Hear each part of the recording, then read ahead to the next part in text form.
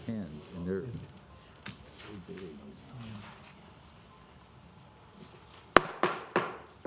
Good afternoon. I'd like to welcome everyone to the September 7th, 2021 legislative session of the Wicomico County Council. If you'd like to join us, we'd like to open this meeting with the Lord's Prayer and the Pledge of Allegiance. Our Father, who art in heaven, hallowed be thy name. Thy kingdom come, thy will be done, on earth as it is in heaven. Give us this day our daily bread. Forgive us our trespasses, as we forgive those who trespass against us.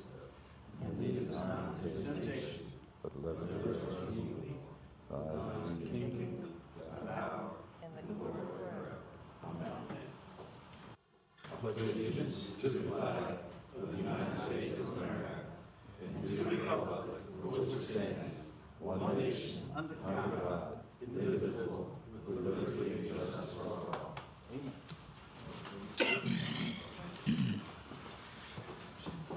Thank you, everyone. I would like to call the front of our desk. I'd call it to your attention. You see red, white, and blue there. We are doing that in honor of the 20th anniversary of September 11th. So if you would, please remember them at the 20th anniversary, and that's what we're doing.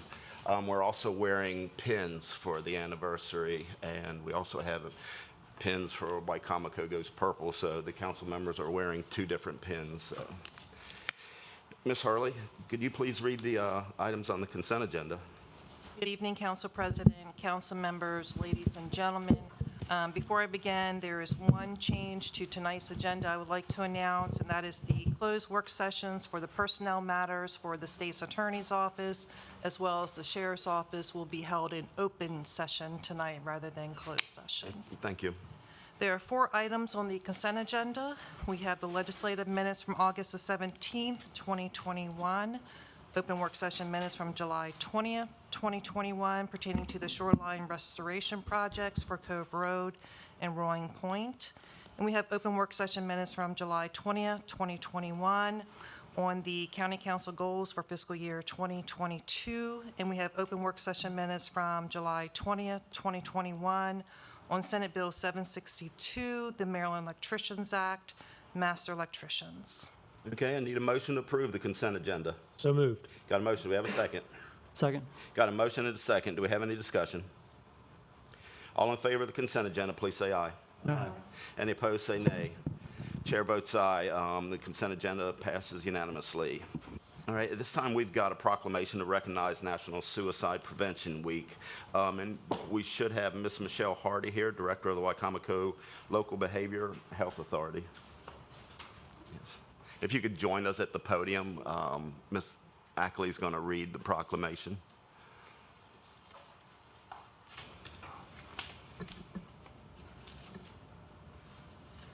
Approximately 10,000 Wicomico County residents received behavioral health services in 2021.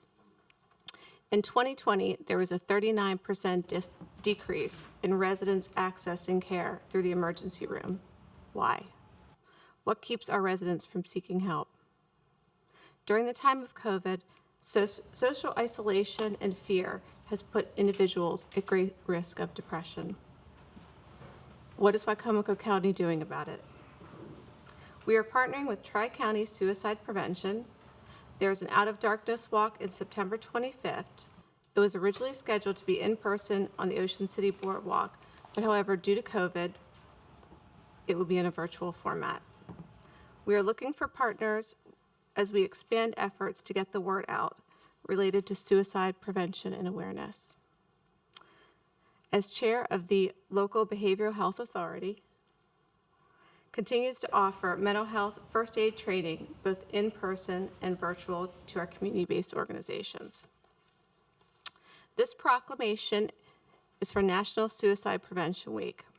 Whereas suicide remains the 10th leading cause of death in the United States and the second leading cause of death in individuals between the age of 10 and 34. Whereas 90% of people who die by suicide have a diagnosis and treatable mental health condition, although other than the condition is not recognized or they are not treated.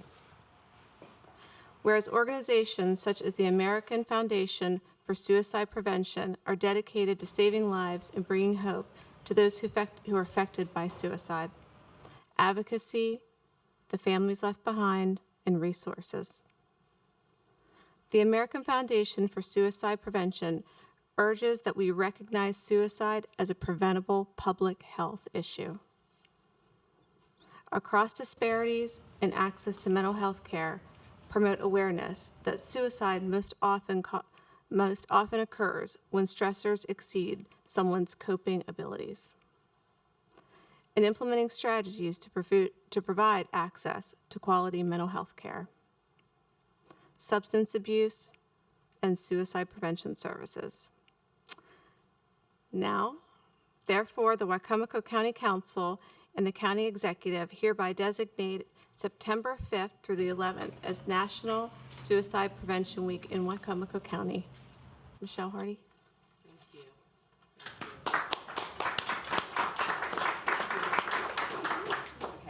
Thank you.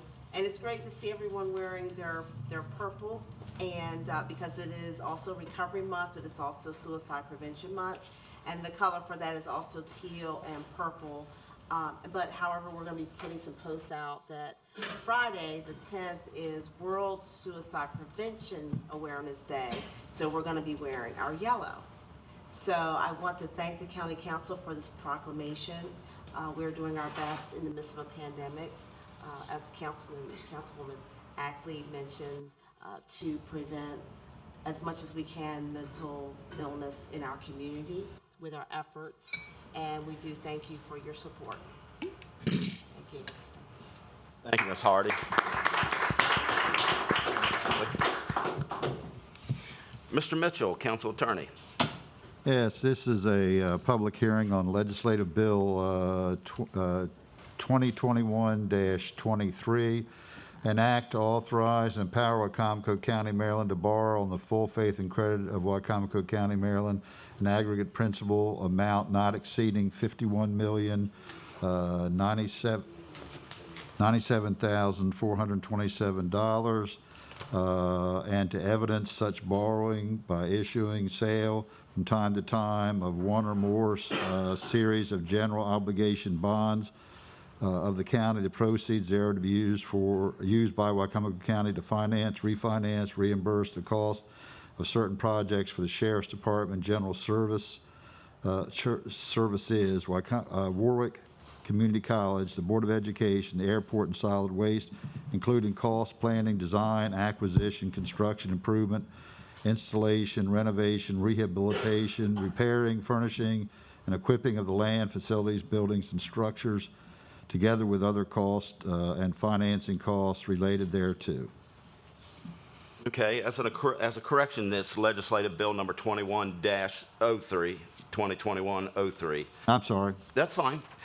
This time we're going to open the floor to a public hearing for legislative bill 2021-03. Do we have any public comments? If we do, please state your name and county of residence. Any public comments? All right, this time we're going to close the floor to public comments. Need a motion to approve legislative bill 2021-03. So moved. Got a motion. Do we have a second? Second. Have a motion and a second. Do we have any council discussion? Any discussion? I will say, Mr. Holloway. 51 million is a lot of money, but last year we did not go to the bond market. So that's probably why it's a lot higher than what it's been in the past. So anyway. Any more comments? Okay. With no more comments, we're going to have a roll call. All in favor of legislative bill 2021-03, please say aye. Roll call, Mr. Cannon. Aye. Mr. Hastings. Aye. Ms. Ackley. Aye. Mr. Holloway. Mr. Davis. Mr. McCain. Aye. And the council president votes aye. So legislation bill 2021-03 passes unanimously. Ms. Hurley. Okay, next on the agenda is a public hearing on resolution number 97-2021. This is to amend the fiscal year 2022 capital budget in fiscal year 2022-2026 capital improvement plan to increase the use of prior year fund balance by $100,000 and to increase the fiscal year 22 Recreation and Parks project amount by $100,000 for planning purposes at the West Metro Core property on Lavender Shield Road. And Mr. Steve Miller is here, Director of Recreation, Parks, and Tourism, if there are any questions. Okay, at this time, we're going to open the floor to a public hearing for resolution number 97-2021. Do we have anyone willing to speak? All right, the floor is open. All right, with that said, we'll close the floor. This time, I need a motion to approve resolution number 97-2021. So moved. Got a motion, do we have a second? Got a motion and a second. Any discussion? I have a question Ms. Ackley? on the, Hold on, Mr. Miller, can you join us, please?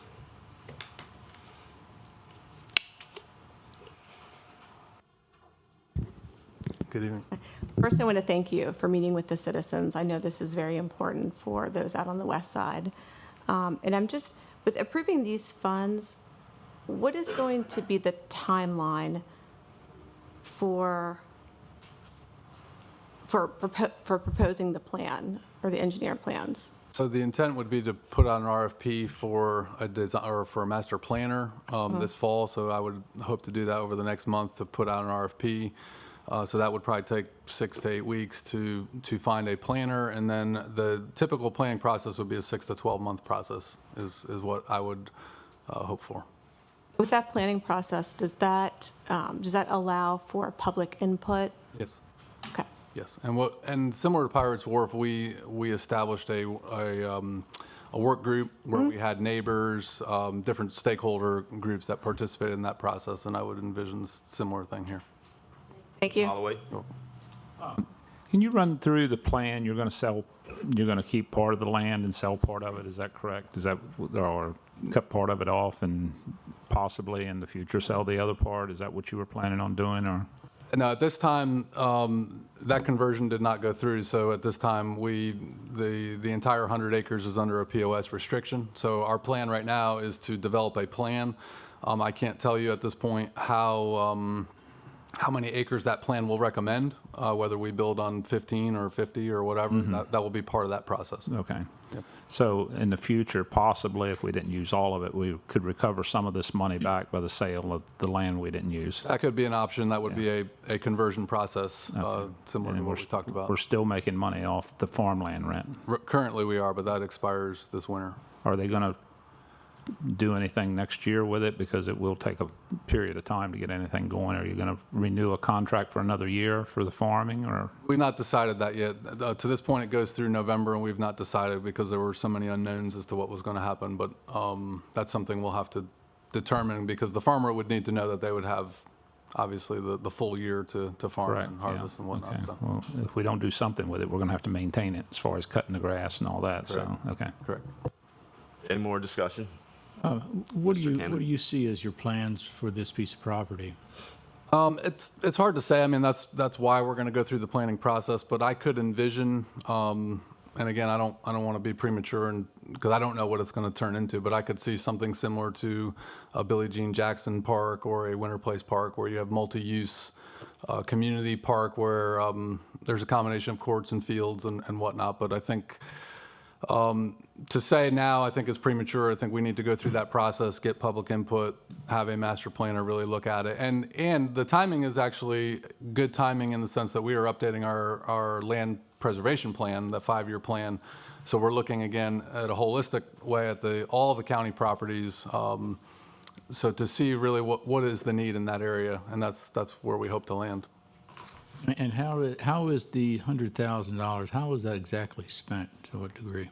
So primarily, it will be to hire a master planner, and I don't anticipate that we would need the full 100 to do that. But if there are other things that are needed as part of that planning process, so if you need to do a boundary survey, or if you need to do geotech work to determine if you can do certain things in a certain area, we'd have a little bit of flex there as part of that planning process if needed. But I don't anticipate we would need the full 100. Are we looking at something whereas we're trying to find out whether we want additional baseball fields? there has to be, I mean, my idea, especially in a comprehensive plan, there has to be some vision of what you want to see. And after you recognize that there's some vision of what you see or what you recognize is needed, then you expend the funds or you seek approval to spend those funds. And I may be reading this all wrong, but this just looks like we've said, well, let's put 100,000 out there and see what comes up. I mean, I'm not being facetious. I just don't see what it's going there for.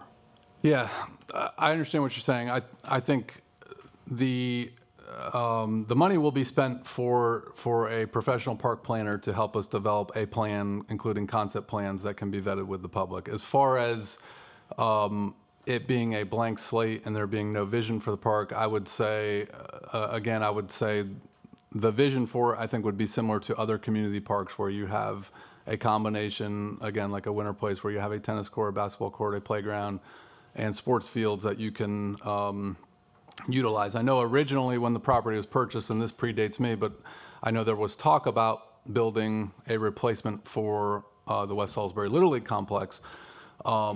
Again, this will flesh itself out during the process. West Salisbury is under a multi-year contract with the city of Salisbury, who owns that facility. So I think we would need to factor that in. Can a Little League maintain two complexes as opposed to one? Those are a lot of the questions that are outstanding that would have to be looked at very closely during that process. Mr. Holloway? So would you put the community group together first or hire the planner first? I think we would put out the RFP first, but I think you'd do those simultaneously, where we would have the planner meet with the community group, and then at the appropriate time, we would bring actual concept ideas to the public where the public can react. And so we would, and again, that would be a process I would envision 6 to 12 months before a final plan was developed. Mr. Hastings? You mentioned the LPPRP, the Land Preservation Parks and Recreation Plan. What's the deadline for that approval, and then does that come back to us? Just curious.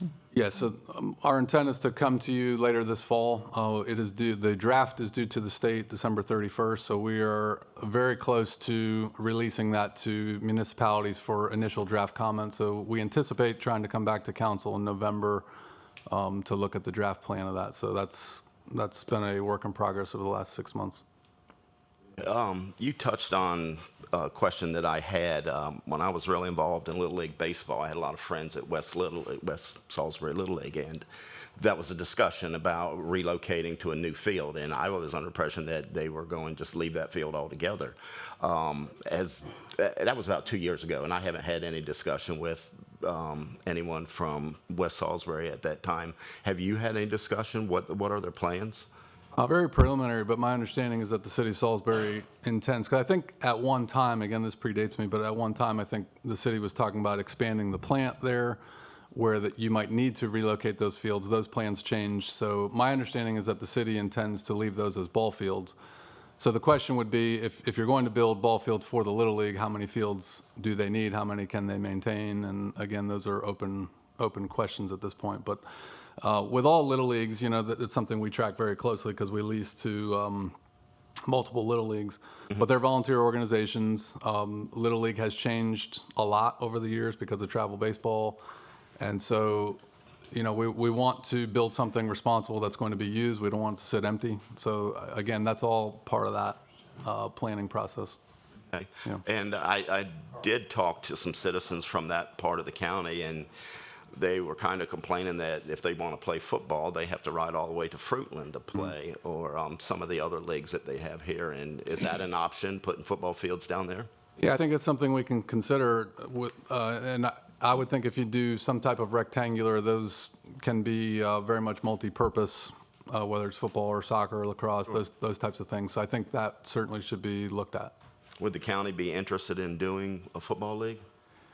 I've not explored that. I know Salvation Army and others do it. Fruitland Falcons do it. So I don't know that we would necessarily run a football league, but to have a facility where groups could play, I could certainly see that.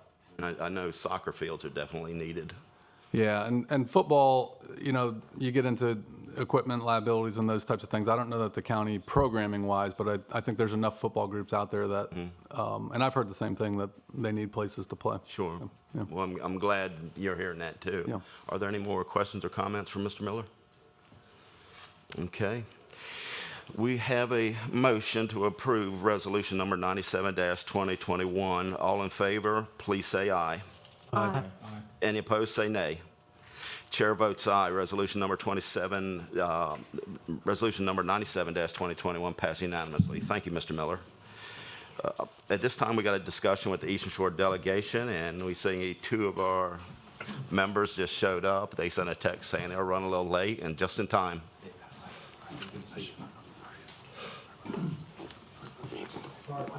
Oh, you're fine.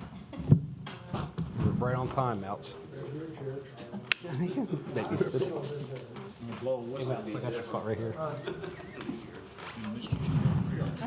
Mix it up a little bit. Hey, keep crossing. keep crossing. I don't know why you stick it down here. Well, I'd like to take this time to thank our delegation for attending this meeting kind of early before the session. That way, it'll give you all the opportunity to hear some of our concerns. And we have a list in front of us. So, Mr. Anderton, would you like to discuss the first one? Oh, thank you. Or you can appoint somebody else. Sure. Well, Do you have it in front of you? I do. First of all, thanks for having us here. It's good seeing everybody. And it's good meeting early like this, so that way, after we get the initial discussions out over where we are, looking forward into 2022 legislative session, maybe we can come back in November and then seal up those priorities as we head off to Annapolis. Can you introduce the members? before we Sure. get started? Absolutely. I'll start from my left. I guess it'll be your right. Sure. Hailing from Ocean City, Maryland, Not true. West Ocean City, Maryland. Very good. Hailing from West Ocean City, Maryland, at a 5'11" and a half, 310 pounds, Delegate Wayne Hartman.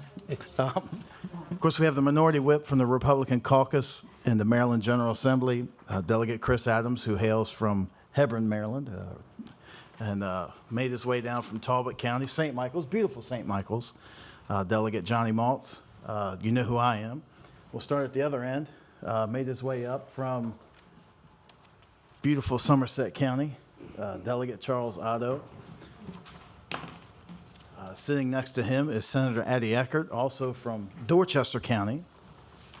The Speaker Pro Tem, the number 2 ranked person in the Maryland House of Delegates, is at the table this evening. Welcome. Speaker Pro Tem, Delegate Cherie Sample Hughes, and sitting right next to me, hailing from the island of Ocean City, not West Ocean City, is Senator Mary Beth Carrozza. Hopefully I did you all okay by those introductions, but going through the list that was sent, it was great to see the questions and the ideas put forth. I wanted to tell you real quick, there were a couple things. Whoever had the discussion about the ditches along state highways, we've reached out to State Highway. We're waiting to hear answers, and wherever these ditches fall in your councilmatic districts, I'll follow up with each of you on those particular issues. And then, of course, the bypass exits and entrances along 1350 and Route 12, those are big issues for all of us. They have been for quite some time, and we're still working on that as well. Hopefully, some of this federal transportation money making its way through could be seen to alleviate some of those issues, especially the Route 51. That is the worst of them all, in my opinion, followed by Route 13 and then Route 12. But at this point, I'll again just say, yes, While you talk about transportation, you're talking about bridges. because these are, No. I've said while we're talking about that, yeah, 2 bridges that never come up. The bridge on Route 13 at Main Street, the bridge on Snow Hill Road at the park. Those bridges are set at 60,000 pounds. We got 80,000-pound trucks riding over those trucks all day and every day. And those bridges are not safe. They talk about bridges that need to be replaced. Those 2 bridges definitely need to be replaced. Is that the railroad bridge? are you talking about the bridge that runs by the amphitheater on 13, before Main So, Street? yeah, the water goes up underneath 13. Yep. That bridge is weighted for 60,000 And then pounds. also on Rate 12 as well. If you keep on following that river right on 12, those bridges rated at 60,000 pounds. You got 80,000-pound trucks riding over those bridges all day and every day. Well, they just did some work, I thought, on the one on 13. You can see where they still have like the Jersey wall set up. But They were doing that was for the that was for the gas addition line. for the, Yeah, they didn't do nothing to those bridges. and so you're saying they're set at 60,000. Yeah, and you look at that bridge, especially the one on 13. She's not in good shape. I think, well, I'll follow up and see where they are on a replacement schedule, or how often they're inspected, and see where we are with that. It's not the fact that we're inspected, but Right, you got trucks that are 80,000 pounds rolling over a 60,000-pound rated bridge, right. and that's a major highway. Both of them are really major routes. I will take that to their attention tomorrow and let you know what I find out. Thank you. I appreciate that. Senator? Have you had any discussion with the district engineer about that, Jay Meredith? Yeah, he don't. I think it's above his pay grade. It's gonna have to come from uptown, because those bridges are seriously. Right, but if you call it to his attention, then he could take it up. I just. We'll do was that tomorrow. asking. Thanks. Thank you. You know, we had the governor back in 2015 or 16 committed to looking at every structurally deficient bridge throughout the state and fixing it. So I would say that that bridge or both bridges have been inspected. What you're suggesting is that they're not rated for the Right. weight, Traffic, yeah. which is a separate conversation that we'll have to, you know, have to get back to you on that. Yeah. Delegate? I think I'll hand it off to whatever the next topic is you want to discuss. All right, still waiting on budget reporting requirements from the Wicomico County Board of Education. Does any council member want to discuss that? So what is our next step in submitting this bill correction? Because we spoke to Cecil County, a few of the counties who already had this in place because they have the county executive form of government like we do. What is the next step to have this done? So I'm glad we're having the discussion before session, and I think we might want to have some also follow-up meetings before session starts. I think the first question we have to ask is, in what you're seeking, does it actually require legislation? So take the approach that if there's certain information that we're seeking, that the county is seeking, have we exhausted all the current processes in place for that? So that would be the first question. The second question is, on the legislation as drafted, there was not a consensus at the local level with the opposition from the Board of Education. I can tell you from experience, and Senator Eckert may want to underscore this as well, that when you do local bills, they're looking to see that there is local consensus in order for a bill to move forward. That bill, as originally proposed last session, did not have local consensus. So those are issues that I believe that, number one, you raised the question of, if what you're trying to accomplish, can it be done other ways other than legislation? That would also, I think, always be the preferable option. Second, if it does require legislation, how can we put together legislation that has a consensus at the local level in order for it to move? And Senator Eckert, you. And so that, just to speak to that, this is already existing legislation for all the counties with executive forms of government. So Wicomico County would be added to that. This is already legislation. It would not be new. It would just be adding Wicomico County because we have the executive form. And I know Mr. Wilbur was going to talk to the Board of Ed's attorney to try and help them understand what this means and what this would do. I'm not quite sure where we are with that. Mr. Wilbur's not here tonight. Delegate Adams had a comment.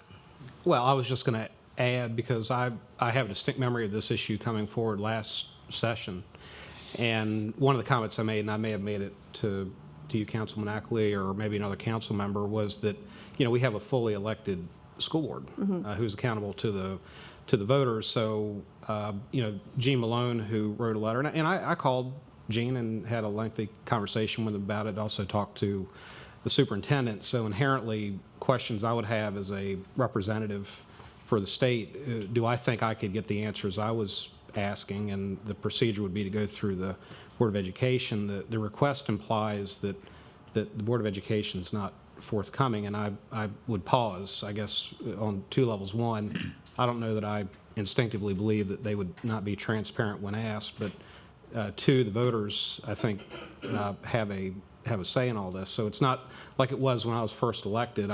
We had an appointed, school board, and so there's a degree of separation between the voter and the representative. So I only add that because the legislation has a tenor to it. And I don't know on my level whether I would agree or disagree, because as Senator Carrozza said, local bills have to come with local support. That's unfortunate. But inherently, well, okay, well, Unfortunate. if I can, just say, what was the thing that we were trying to solve? Because I believe when I was talking with the council president, and they wrote a letter, now I saw there was one addressed to me, but I'm sure they addressed it to each of the delegation members, that the transparency would be there as asked. And I would just say, are you not seeing that, or are you concerned that you're not getting the transparency that you think the council should get? That's my only comment. So it's not a position statement, it's more a observation of, yeah. Well, Chris, Holloway? Delegate Adams, Sure. You might be able to call Mr. Malone up and get any answer you want, but I don't know that that's the same case for council members or the public, because I went through something probably 2 or 3 years ago. I was asking information, and they finally said I could come look at the computer, but I couldn't print it out, and I could not take pictures of it. Yep. So it seemed to me like, they were balking at handing out information that we were asking for.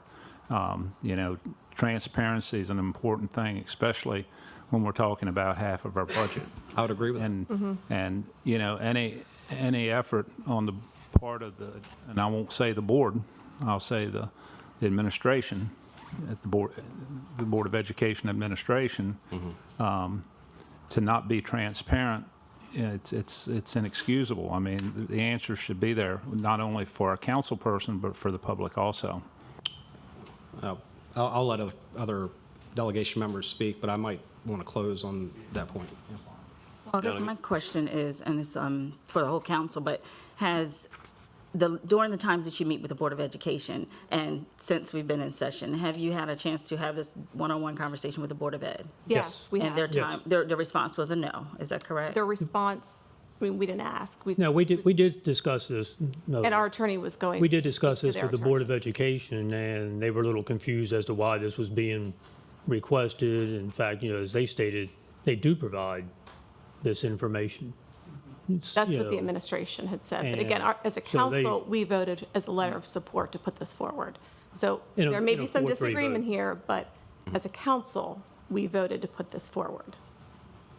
Okay, and with that being said, what I could probably tell you is that we, as a delegation, and y'all can correct me if I'm wrong, we're not going to go to Annapolis and have a divided county going up and saying, this is what this one wants, this is what that one wants. I don't foresee us doing that.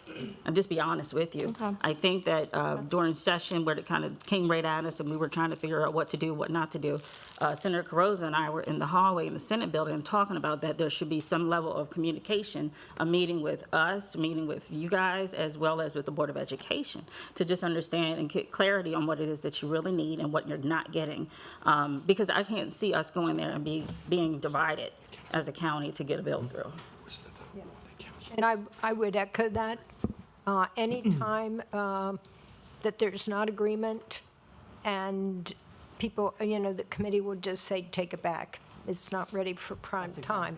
And even if that's they with would just staff? take it back. If that's even with administration or staff, because I wasn't hearing it from the elected school board, I was hearing it from school staff as far as the superintendent. So I just, When an initiative is proposed for legislation, it needs to be fully vetted and agreed to at the local level and hammered out at the local level for an amendment, for new legislation.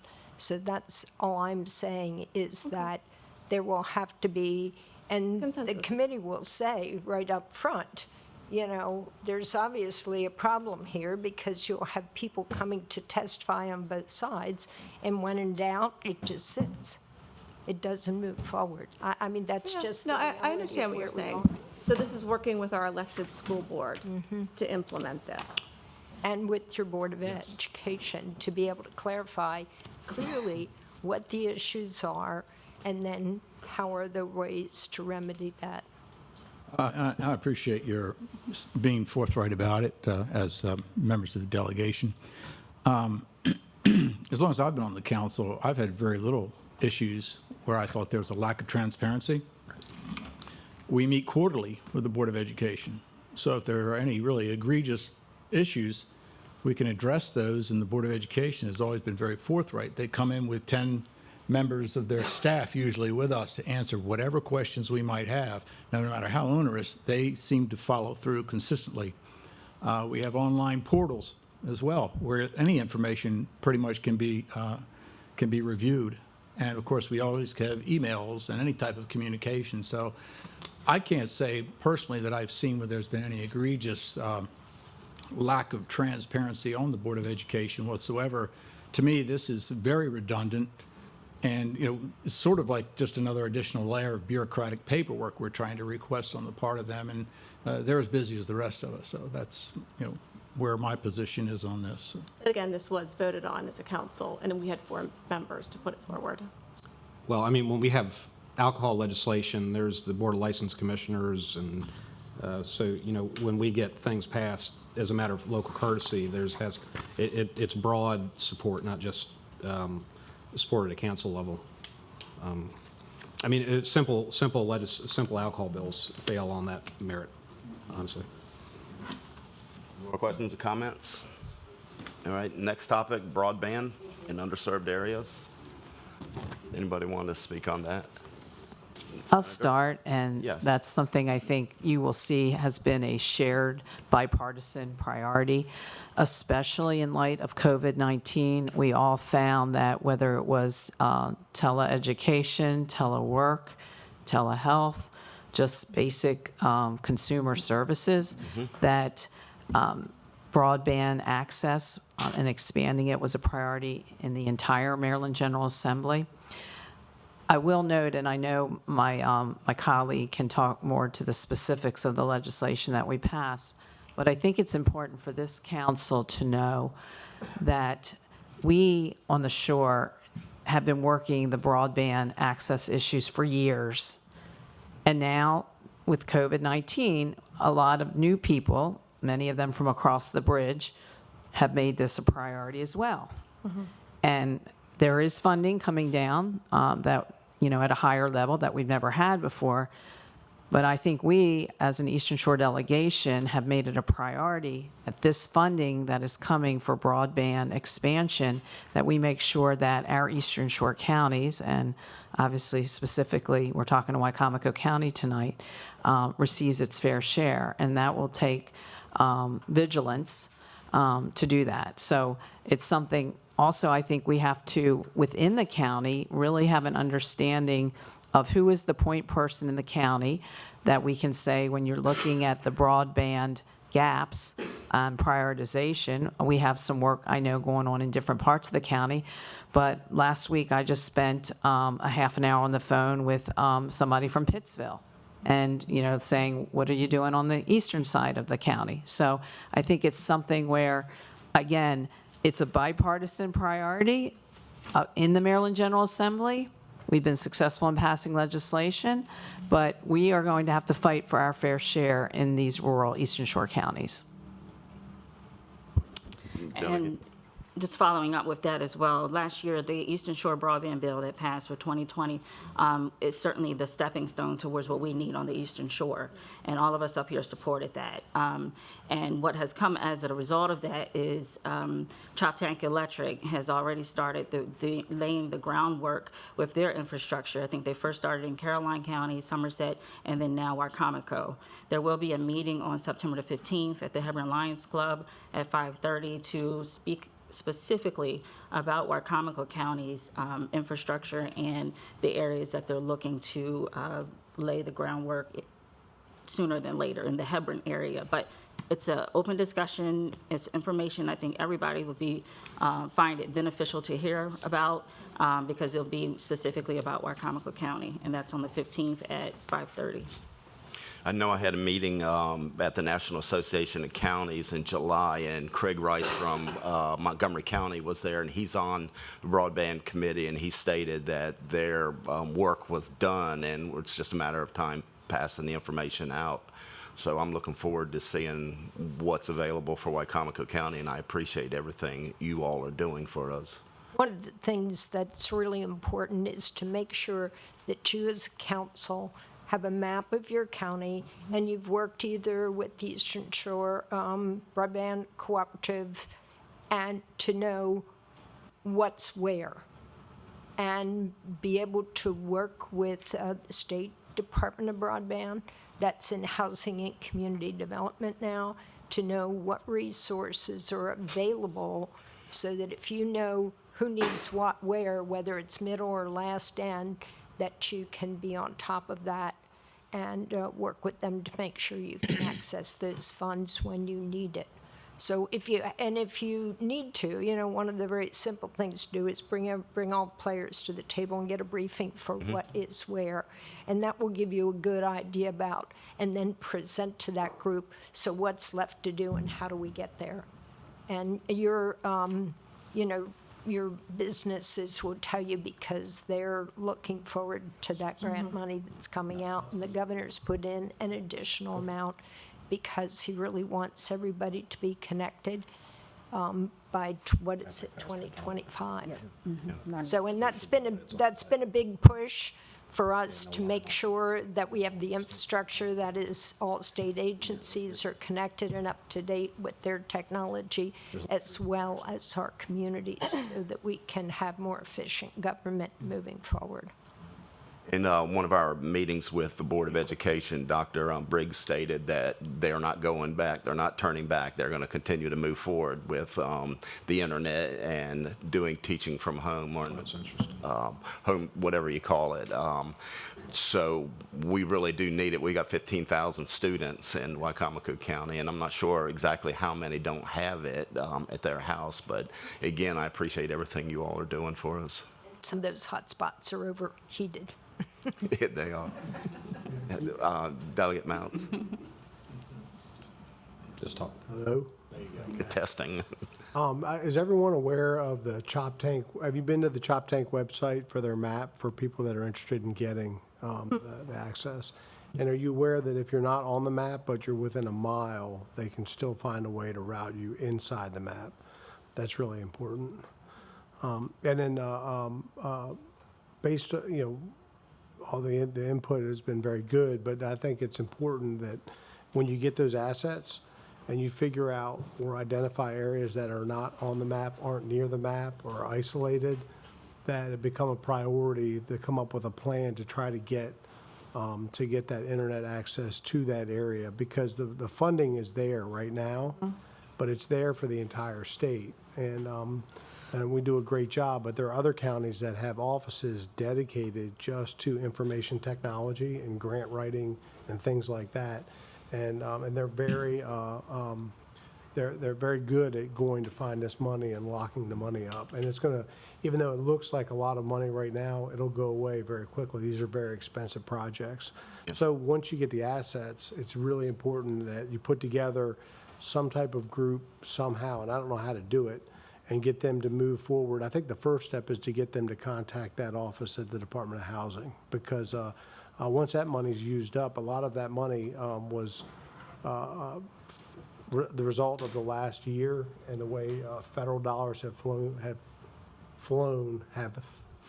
through county and local governments. And once that's gone, there probably isn't another round of it coming. The experience was BTOP, and that was the original money that was supposed to go for internet access, and it was supposed to be the entire state and rural areas and stuff like that, and most of that money went to Howard County.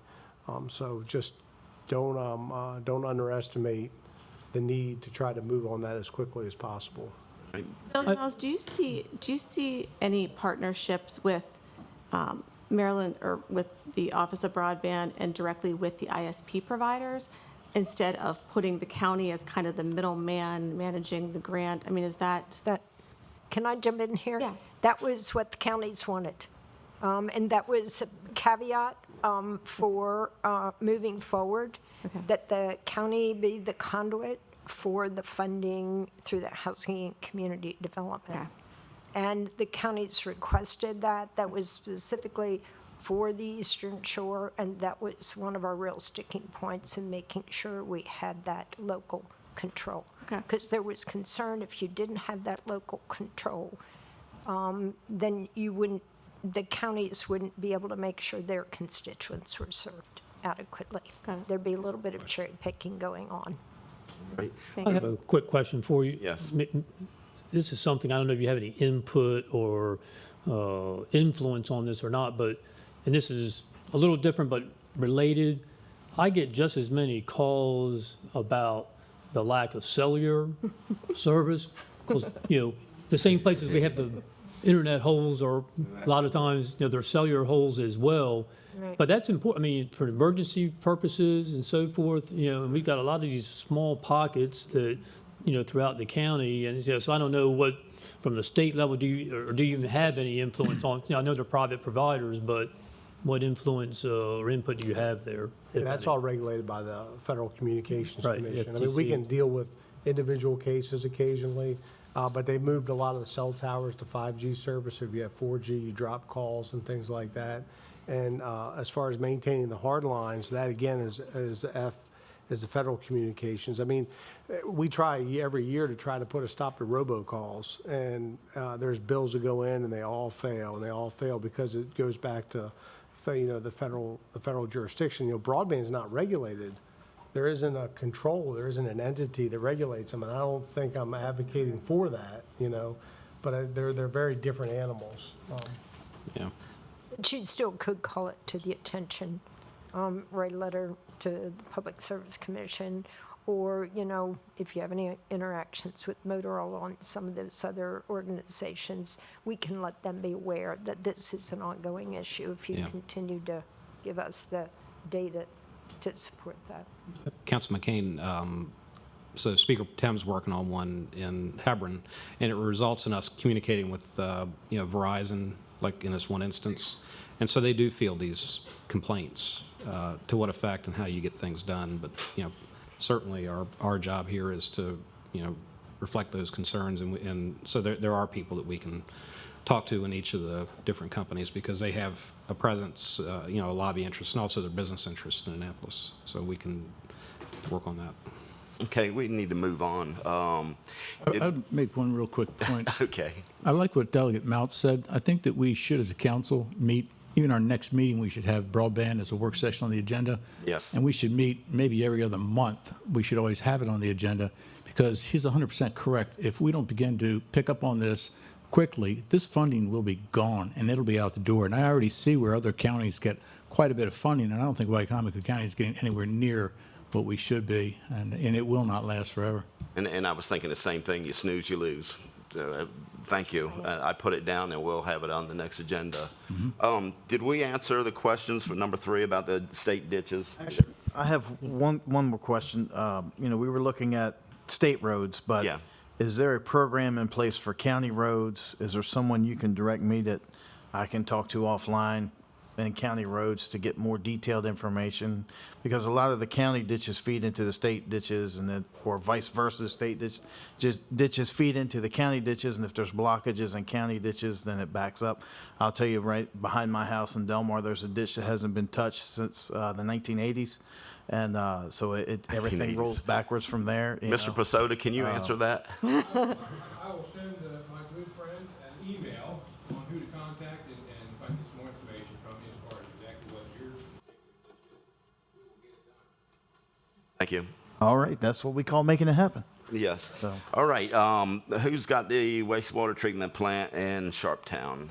And I think you are all well aware of Sharptown's wastewater treatment issues. One thing that they did mention when I was at the last commission meeting was their community center. And looking for possibly having a library there, having some other services. There's not much in that area, but we do have our new director of the library here, so he could probably even share with us what his plans would be. Just something to keep in, under your, keep thinking about it, that they do need assistance with that. So what's the ask? Are you asking for a bond bill, or what are you asking for? That would probably be the way to go.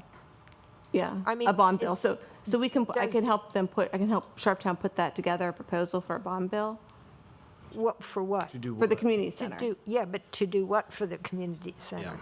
I need to look specifically to see how far they've gotten. I know they have attained the building. I don't know if they are shovel-ready. Yeah, they're not yet. They're not? Okay. So the community center is a great idea. Sharptown has this building. It was the old school, if I understand correctly, with some acreage. And so my understanding, and I talked to Doug Gosnell, who's the mayor of Sharptown, and he like you he's very interested in preserving that. The question is it viable economically? So I think that the town, and you may be aware, was able to get some grants to do engineering studies, whether the building could be salvaged. And then the question of doing bond bill legislation, I think is going to be a couple steps down the road, because we do need to present a shovel-ready project to the legislature. And I think that project's actually a pretty big one. So, Senator Eckhart has experience working with DHCD, with different community grants that might get to that sort of project, but it would take time to figure out what they actually want to do with it, how much they want to preserve. Like Preservation Maryland, I think, might be one of the programs. So, Okay, all right, thank you. Thank you for that. I think maybe in the future, before we present something for a municipality like that, we probably should have a meeting, Yeah, like a we're work gonna have to session, to get more information, because Senator, you asked some good questions.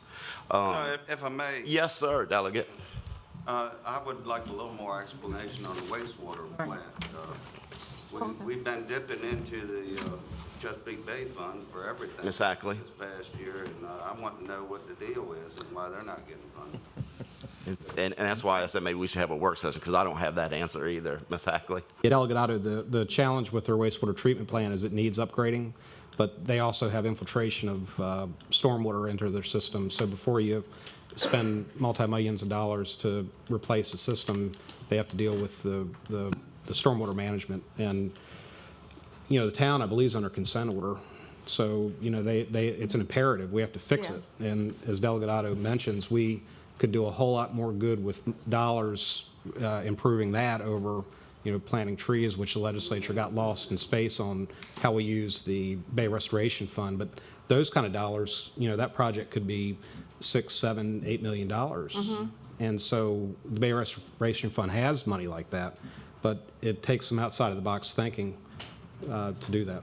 And I would just say, Wicomico is one of the communities that's really important to me in fighting this, to make sure that we get our fair share of the Chesapeake Bay Restoration Funds. And you have many, many communities, and I'm going to tell you, don't have water or sewer.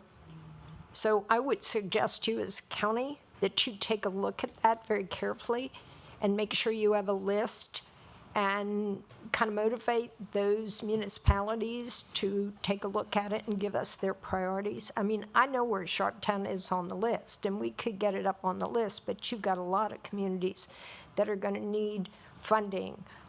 If we can get a change in the match, it'll make it a heck of a lot easier. And I'm on record on the Senate floor to say I would rather change that match and fund the Eastern Shore areas where they do not have adequate water and sewer before we put more money into trees. And we have a lot of areas like that, and we are working on Correct. a water and sewer plan. But again, if you would give us, I mean, and I know you have down here funding for the countywide wastewater treatment authority, whatever your thinking is on that total plan, if you could make sure we know as much as we can about that, because that's a critical issue. There's money coming out for infrastructure, and this is very basic infrastructure. And I don't believe that a lot of times our colleagues on the other side of the bridge understand we just don't have the basics. And you've got a whole bunch of wells. And thank you for that. As soon as we get the report from the consultant, we'll advise our delegation Thank on you. that. I believe so the report should be here in Any day now. Pasota. And Yeah. So we're shooting to have it the next weekend. Okay, so what is that, the 21st? So we'll keep you all posted on that. And Mr. we'll send President, you a copy. I mean, I want, just want to make sure everybody's clear on what Senator Acker was just talking about. I mean, this is a pitch, and things changed in Annapolis last year. I mean, the Bay Restoration Fund was created, and it was very controversial, and it was very innovative, and it was a phenomenal thing in some regards. Now, a lot of people pay a lot of money into that fund through rate paying, and that fund was created to improve wastewater treatment facilities. And there's an agenda out there for certain environmental things, which is fine. But that agenda has no place being involved with the Bay Restoration Fund. Everybody pays into that, and it's dedicated to these water treatment facilities. And it's not good what happened last session. That money is there, it's been identified, and it's been misused in my view. And the pitch is to our locals, and that's where these policies are sort of getting hung up, is the rubber meets the road right here. And I mean, we need to know, we need to hear the numbers, and we need to be able to have those numbers to take back to Annapolis to explain to them why the argument that all of our wastewater treatment needs have been met. I mean, we tried to make that last session, and they fell on deaf ears. So we're saying to you, we need more information. We need more to bring back to them. We'll get it for you. Okay. Because we've been paying into that Bay Restoration Fund for 20 years. Am I hearing you Everybody correctly? does. And you're saying that we should bring everything to the table. We should look at Wicomico as a whole, not just one city, one town. Oh, yeah. Look at the whole county. Yeah. And I think that's where the council is missing the point. I think instead of just looking at Sharptown or Hebron, we need to bring them all to the table and see what they all need, and Right. including the county itself. And then we can present the whole thing to the delegation so they can push it all at one time instead of saying one town this year, this town next year. Because as we know, we're the only county in the state that don't have our own sanitation department. That's right. So that's what we need to do instead of just going piecemeal and then put it all together, bring all those towns in here and have a work session with those guys, and then we can explain it to them so we won't have to take one person at a time. Mr. Davis, I think you know that every council member has that as one of their top goals for this county. So we are working on it. I don't think we missed a point. I think Councilwoman Ackley had a good concern, a legitimate concern from her constituents in Sharptown. So I think she was okay asking that question. So, Mr. President, I Yes. don't want to walk away from this table with everybody thinking we're not working on that issue, because this past session, we put in and we got $968,000 for Pittsfield. And we have, walked down the road of saying this is a priority and these are the priorities, but we just need to be equipped with the information to know how to go about that. So As soon if as the we get it. upgrade plan is, certainly available, we can certainly work that and move the needle on that. And then last part, I'll just say with regards to the community center, we have examples, Councilwoman, of different bonds that we have put in, some for Dorchester, I know right off the top of my head, and some other counties, and we've been able to make those happen. So the sooner we can get the information before we go back, the faster we can work on some numbers. Okay. all right, thank you for that. If I can add, what Johnny was referring to with the money Delegate. being diverted, I mean, there's some legislation that passed, it's millions of trees that are gonna be planted out of that fund. So not saying it's not a good cause, but it's just not what that money was set there for. That's right. So there's too many hands in the Honey jar. cookie jar. We knew that was going to happen. Moving on to number 6. I think this is yours, Mr. McCain.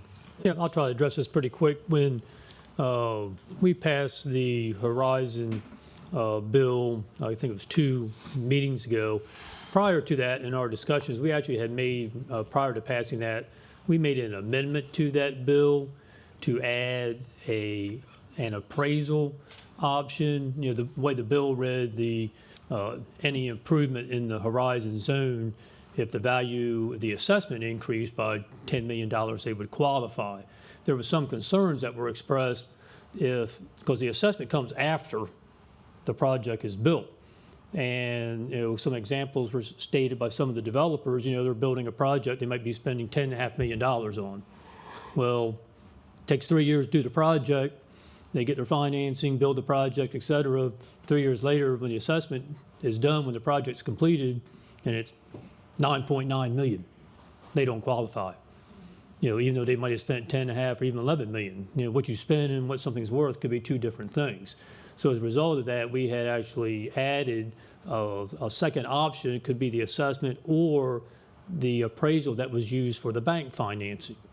And one of the advantages of that is the appraisal gets reviewed by the bank, but going in whether you qualified or not. So it seemed to improve the bill, gave you an extra tool in your toolbox. However, our county attorney, Mr. Mitchell, subsequent to that, did some research in reviewing that. He determined that the state enabling legislation used the language that it had to be based, the metric had to be the assessment. And based on that, he felt, that we as the county, we could not add another metric, because the state enabling legislation, only was based on the assessment. So all we're asking is, if you could maybe entertain that when you go back, maybe expanding that language just to be able to add that tool to the toolbox, because there's certainly some advantages to it, and it gives two options as opposed to one option.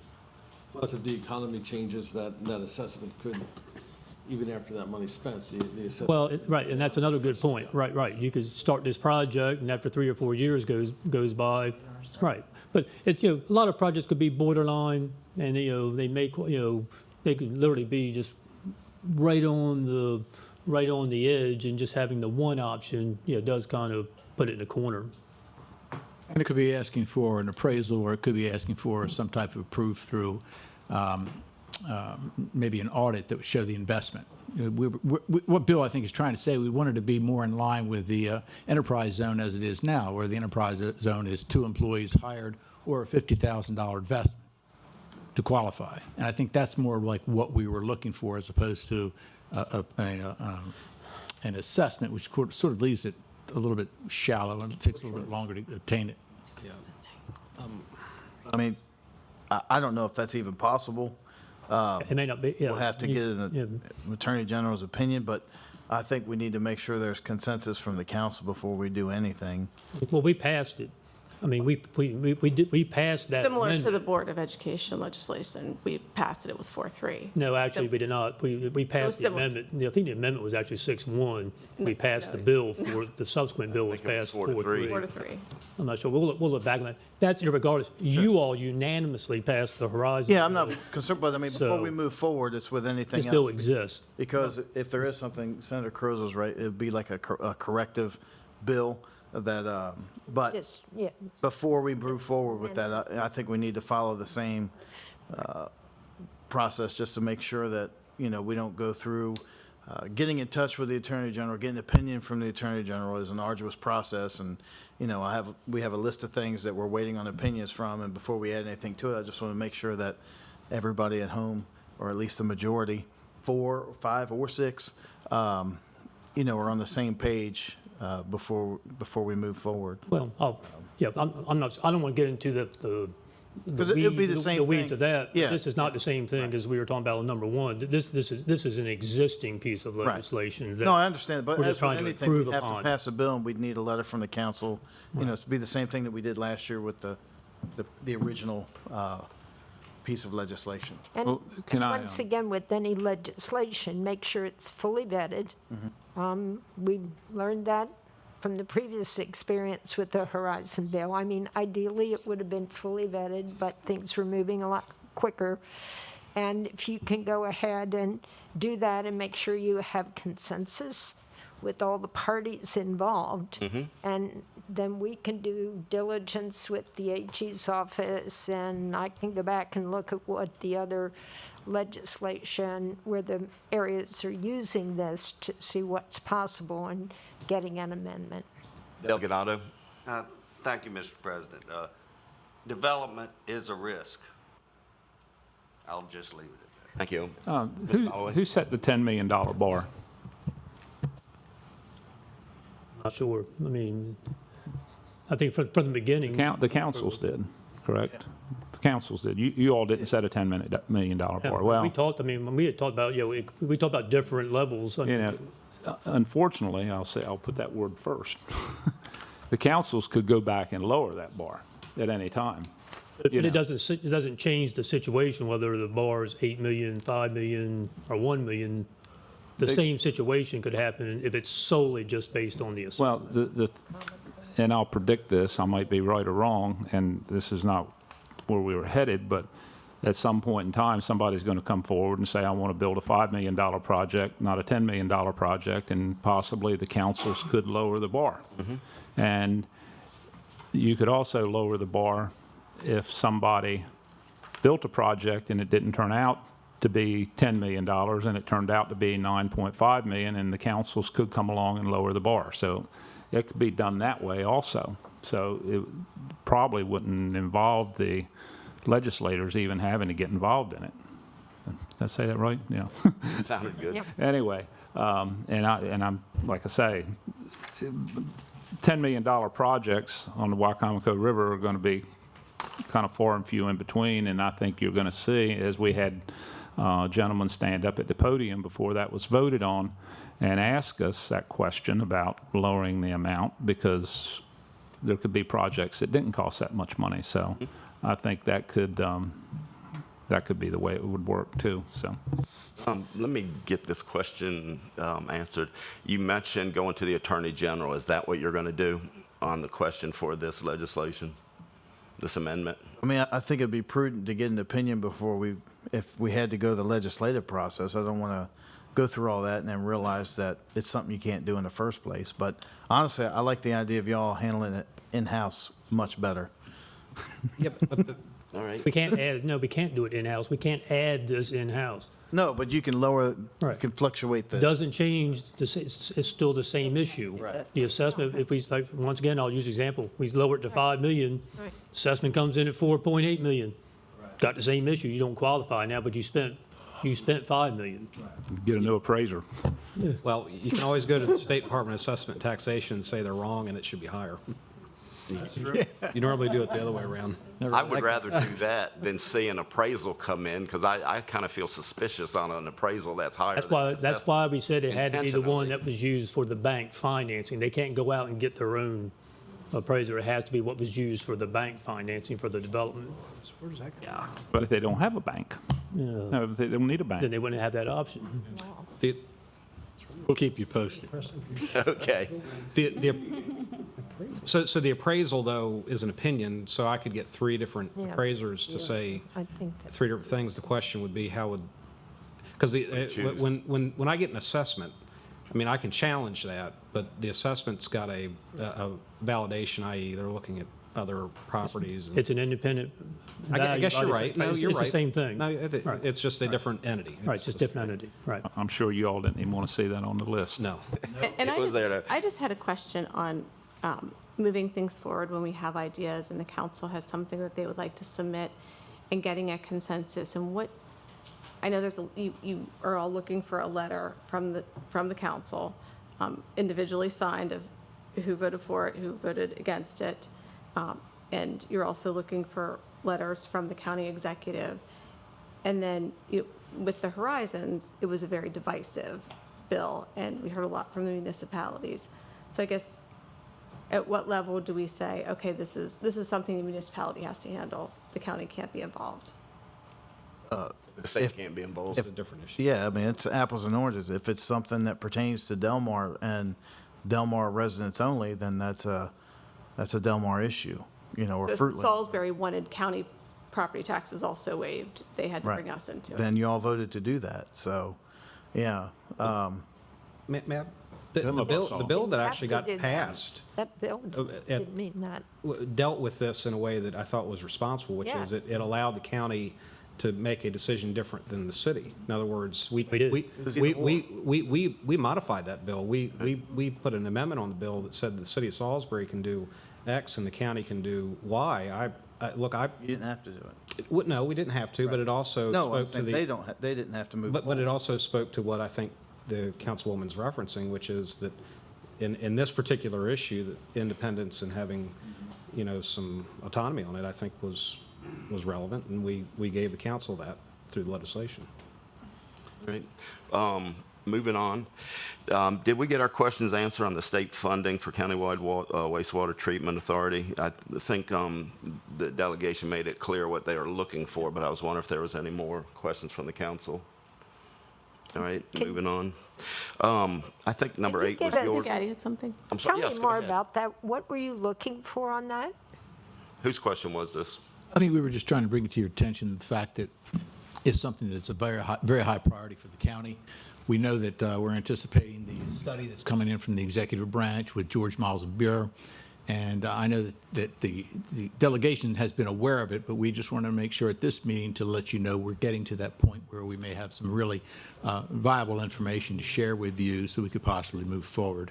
So will probably be asking for us to do legislation for you to establish a wastewater treatment authority, financing authority? Is that what you're looking to do? Well, that may be getting a little beyond. I don't think we would even be there yet. It really Okay, depends. I just haven't seen a discussion of what constitutes the countywide wastewater treatment authority. And we haven't decided, because we haven't seen the report, we haven't decided if there's going to be an authority or anything okay. independent from that. You'll get us more information. But we want you to know that we're looking for funding, guidance, whatever we can get.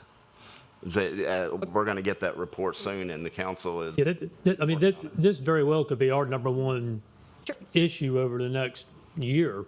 But we also know there's going to be a significant cost component to this. That's going to be a challenge for the county from an infrastructure and capital standpoint. So we're just going to put this on your radar that, and particularly any kind of infrastructure funding dollars that are flowing through, which may be coming, federal through you all. But regardless, we're going to be interested in anything of that magnitude. I would work through MACO because you're not alone. We have several of our counties that do not have a countywide system, and the revenues are not sufficient to be able to even think about that. So I'm just saying that that's something there would be greater strength in working through every available resource that you have. Mm-hmm. And we're even considering some sort of committee for this. Yeah. So thank you, Mr. McCain, Mr. Cannon. Ms. Ackley, did you have a question? No. You didn't have a comment? Okay. Mr. Cannon, was number 8 your question about I don't know if that was answered or not, about the bypass exit ramps? I think Delegate Anderson touched on that when he opened. In the beginning? Yeah. You're aware of it. Everyone's aware of it. They're Yep. terrible intersections. Yep. We just want to make sure that's at the forefront of the Department of Yeah, Transportation.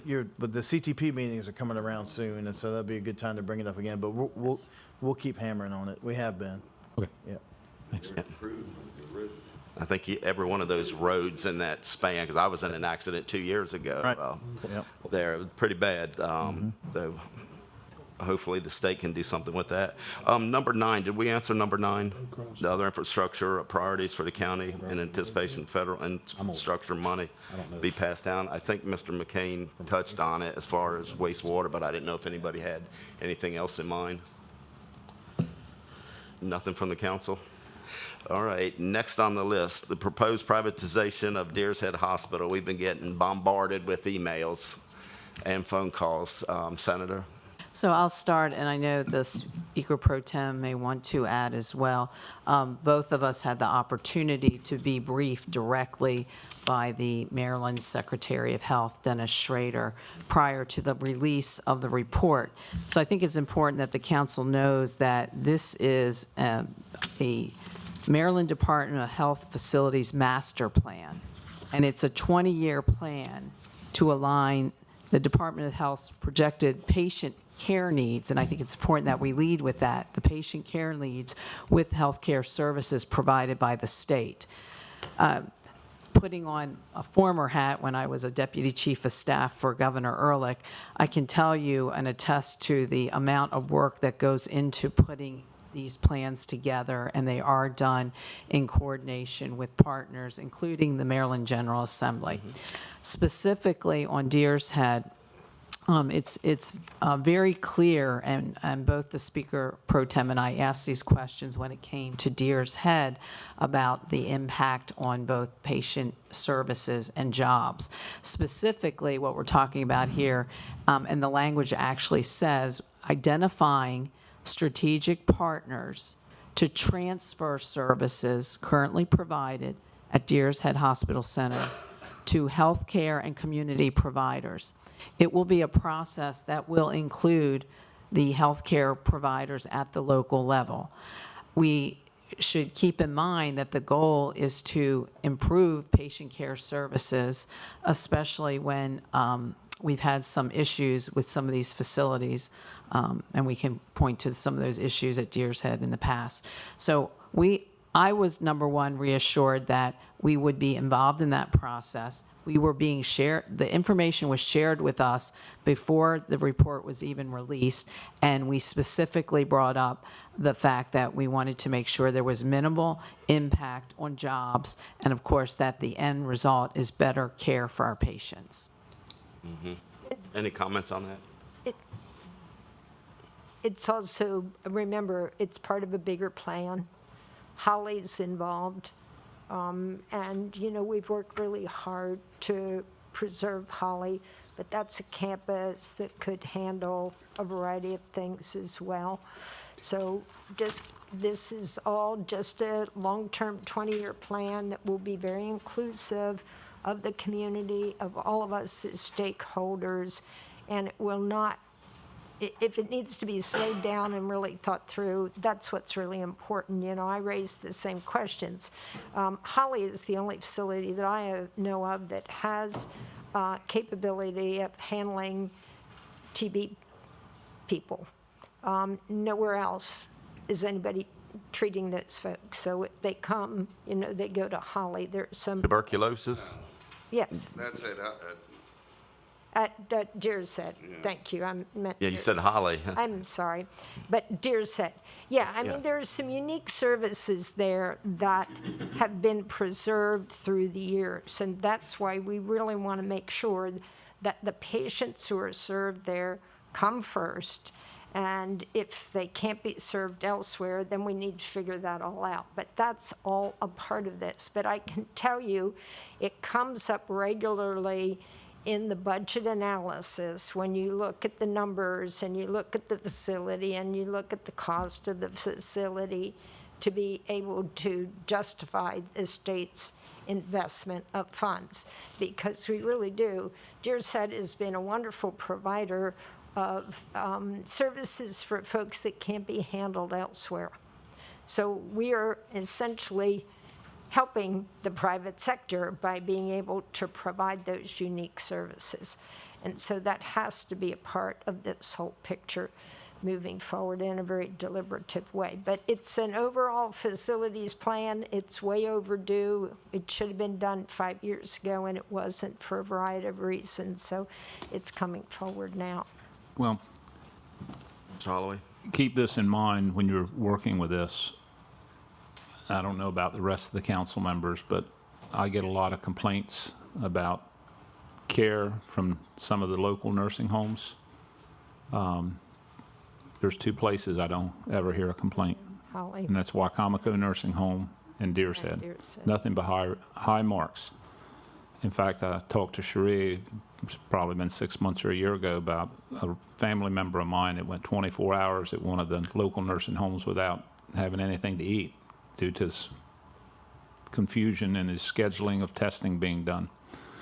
And I didn't get any satisfaction from the state. They finally contacted me and told me there was nothing wrong. Well, anyway, but what bothers me is when you get into a plan like this and somebody's looking at it, they'll let that building deteriorate and let the services go down, so they'll have an excuse, you know, to do something with it. And then that's something I think we all need to keep an eye out on to make sure that that doesn't happen there.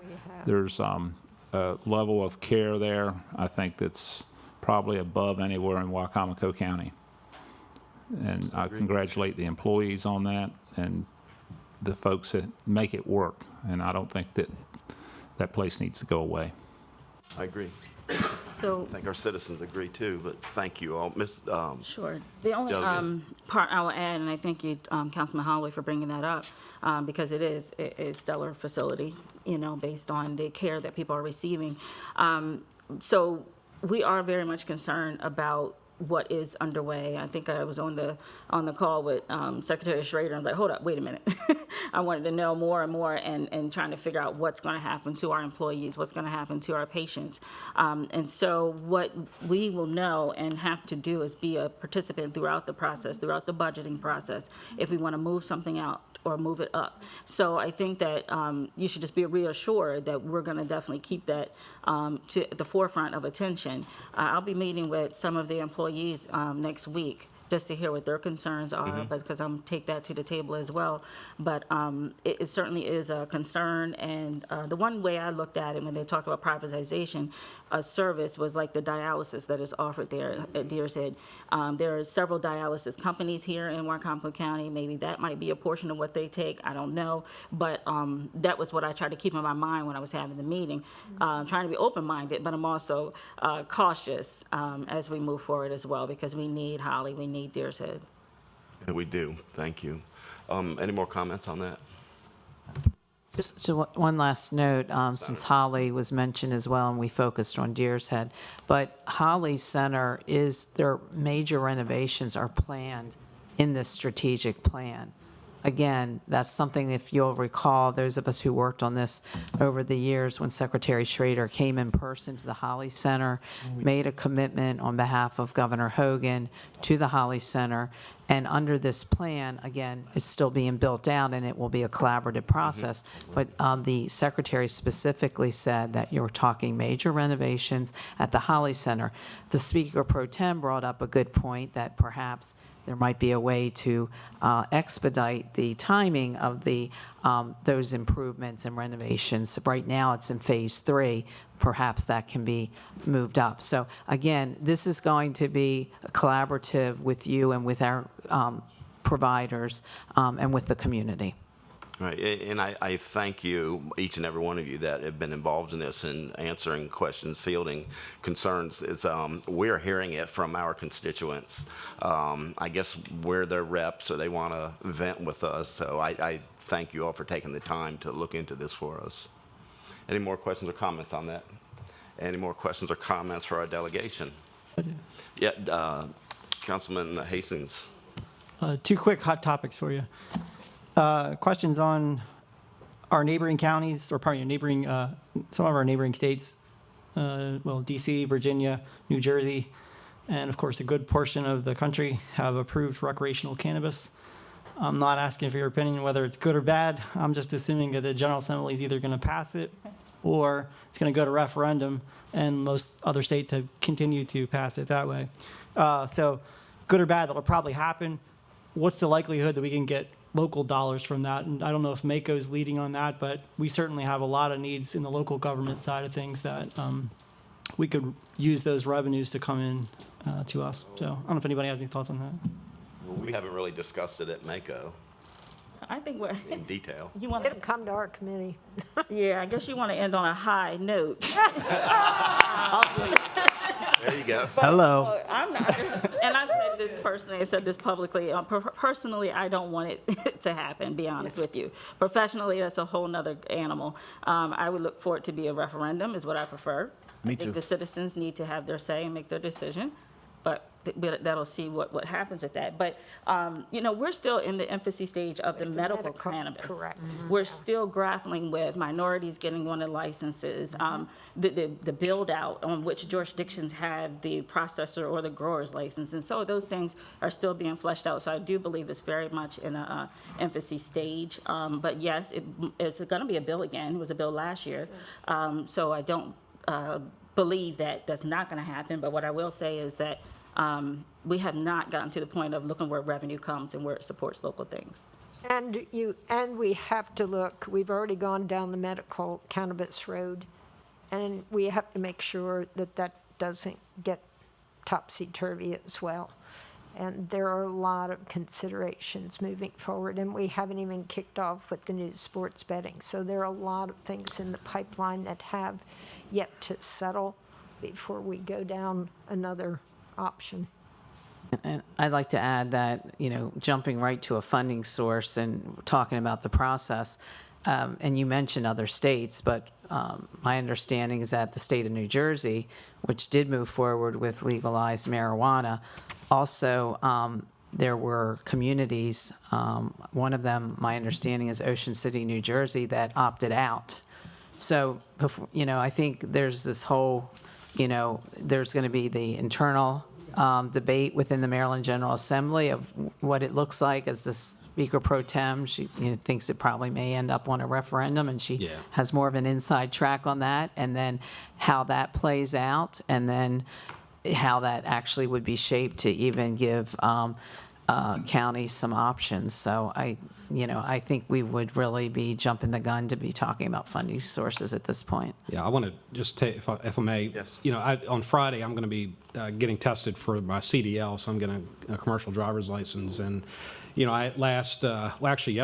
Friday, I did a drug test, right? So through the local company that's just opened up. And the point of the drug test is you can't drive a commercial motor vehicle and have drugs in your system. So at the same time I'm getting that test, and I'm listening to this local company here in Salisbury that is talking about how lucrative the career of a commercial driver is, the money that they make, the demand that is unmet, for which people should be going out. And I'm going through this experience. It's a lot easier to get a CDL than one might imagine. But my observation is, why would we casually, as a state, go after this when the federal government has been clear and convincing that we're not going to allow, on a national level, people to drive commercial motor vehicles under the influence of drugs? These are random tests, so I'm aware of what the testing regimen looks like.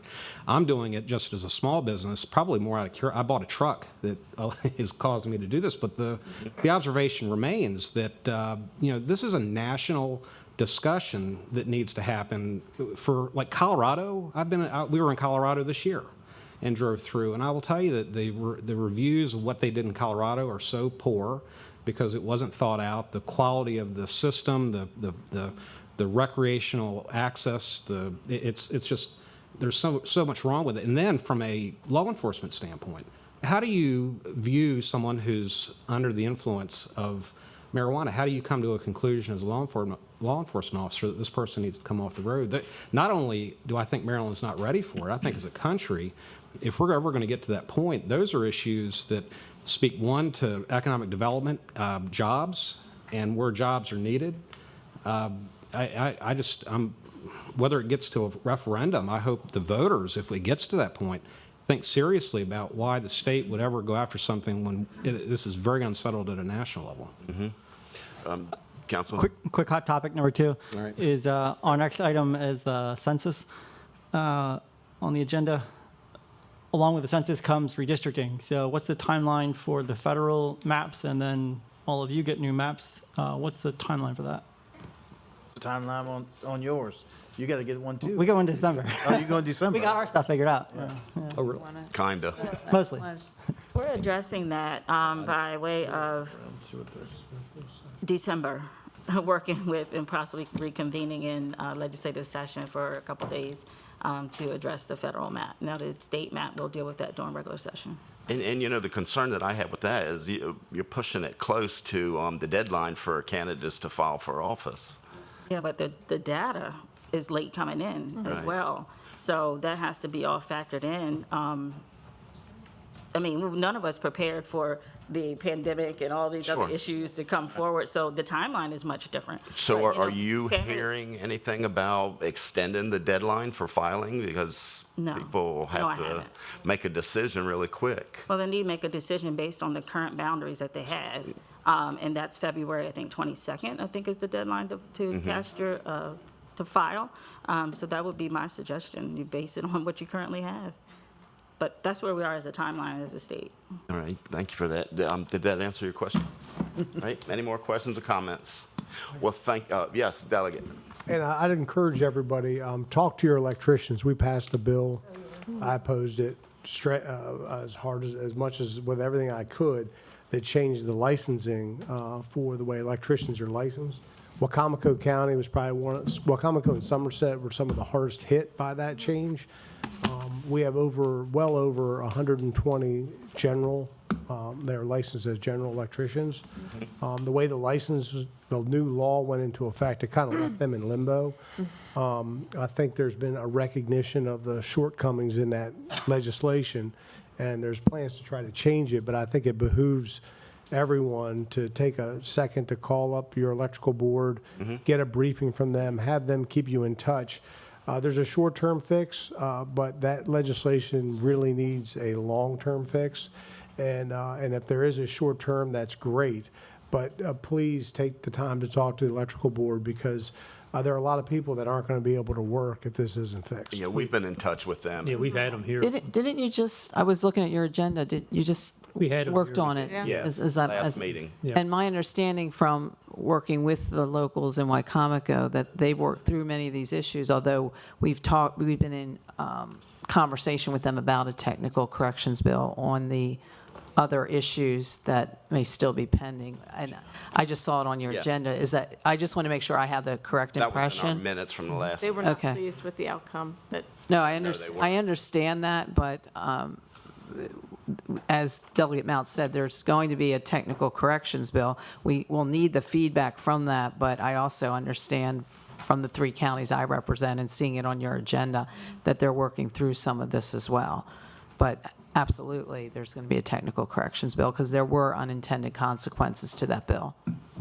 Okay, thank you for that. Do we have any more comments, questions? Thank you all very much. We look forward to seeing you again. Delegate Otto, it was great seeing you as well. Thank you so much for having us here. Thank you all. Yes, thank you. Good information. Okay, the next item